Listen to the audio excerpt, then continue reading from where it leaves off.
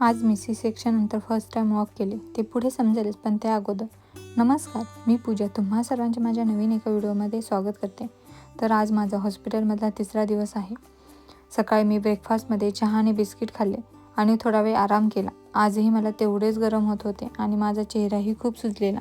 तुमच्यासोबत पण असे झालेले का ते मला नक्की कॉमेंट करून सांगा. दुपारी ताई आणि सिया टिफिन घेऊन आलेल्या, तर त्यामध्ये माझ्यासाठी पातळ उपमा आणलेला.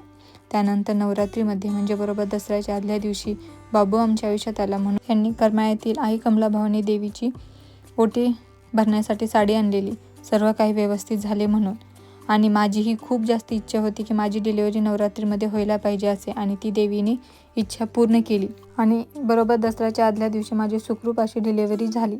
म्हणून ताई आणि हे दोघांनी जाऊन ओटी भरून आशीर्वाद घेऊन आले देवीचा.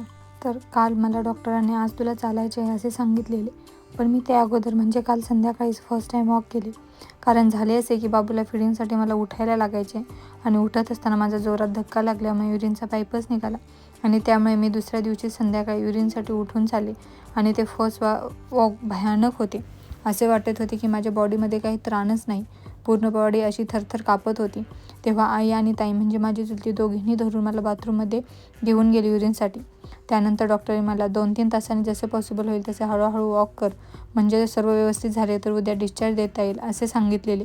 म्हणून मी खूप खुश पण होते की उद्या मला घरी जायचे आहे. त्यामुळे जसे पॉसिबल होईल तसे मी वॉक करत होते.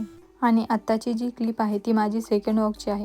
त्यामुळे तेव्हाही खूप त्रास होत होता, म्हणून त्यांचे मला हसवण्याचा प्रयत्न सुरू होता, म्हणजे हिला त्रास होणार नाही. पण मला हसताही येत नव्हते, कारण हसले की खूप दुखायचे पोटात.